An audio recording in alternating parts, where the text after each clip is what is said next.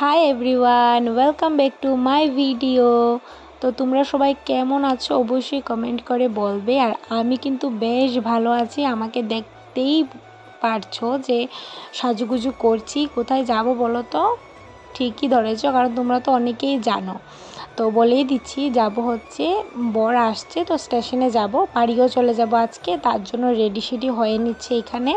তো একটু পরেই বেরিয়ে পড়বো, কারণ বরের ট্রেন প্রায় বাড়ির কাছাকাছি চলে এসছে। আর দেখতেই পাচ্ছ তার মধ্যে আমি রেডি শেডি হয়ে বেরিয়ে পড়ছি। আর বেরোনোর সময় কি হয়েছে বলো, আমার যে ভাইজি ও তো আমাকে ছাড়ছিলই না যে ও আমার সঙ্গে চলে যাবে। ও তো বুঝতে পারছে যে পু কোথায় একটা যাচ্ছে, তো ওর মাকেও টাটা দিয়ে দিচ্ছে। ও ভাবছিল যে ওকে আমি আমার সঙ্গে নিয়ে যাব, কিন্তু ও তো জানে না যে ওকে তো আর নিতে পারবো না, কারণ এত ছোট, শুধু 10 মাস ওর, তো কিভাবে নিয়ে যাব ওকে বলো।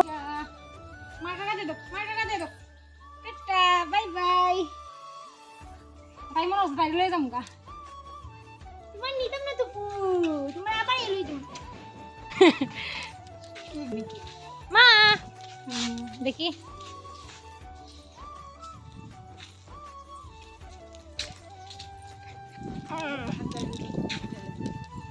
মা আমার ব্যাগ লই আইতাছে, আর এখানে বৌদি সব আমার আগাই দেওয়াত।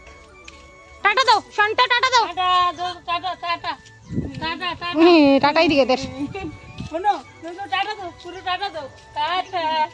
দেখো দেখো, টাটা, বাই বাই। আর একটা কথা কি জানো, ওকে ছেড়ে আসতে আমার এত কষ্ট হয়, কারণ নিজের হাতে ওকে বৌদি আমি মা মিলে একটু একটু করে বড় করছিলাম। সবাই এত আদর করি ওকে আমরা সবাই, আর ওকে ছেড়ে কেউই থাকতে পারি না আমরা। জানি না আমি যখন কোয়ার্টারে চলে যাব তখন কিভাবে থাকবো ওকে ছাড়া। আর এখানে দেখতে পাচ্ছ আমি কিন্তু এইখানেই থাকি, বেশিরভাগ এইখানেই থাকি তো বাবার বাড়িতে, আর ওখানে একটু কমই থাকি শ্বশুর বাড়িতে। আর তাও আমার মা এখানে কান্না করছিল। যতই হোক, যাই হয়ে যাক, মেয়ে তো যখন চলে যাবে বাপের বাড়ি থেকে তখন তো মারা কান্না করবে। আর আমি বলছিলাম সব সময় তো এখানেই থাকি, তো তুমি এত কান্না করছো কেন? তারপর আমি চলে এসেছি, দেখতেই পাচ্ছ স্টেশনের মধ্যে। আর এইখানে এসে কী হয়েছে বলো তো, আমার বর যখন এসেছিলো না, তখন আমি ভিডিওটা যে অন করেছি, তো ভিডিওটা কিভাবে যে ডিলিট হয়ে গেল আমি কিছুই বুঝতে পারলাম না। পরে বাড়ি এসে যখন রাতে ভিডিওটা আমি দেখছি, আর ওকে বলছিলাম যে ভিডিওটা তো ডিলিটই হয়ে গেছে, ভিডিওটা তো হয়নি মনে হচ্ছে।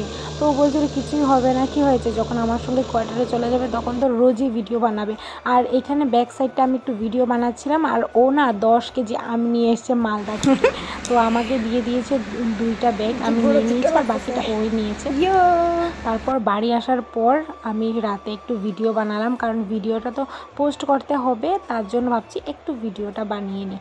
ও 3 দিন ট্রেনে জার্নি করে এসছে, এসি দিয়ে এসছে, আর আসার সঙ্গে সঙ্গে 1 ঘন্টাও হয়নি স্নান টান করে খেয়ে দিয়ে ঘরে এসছে।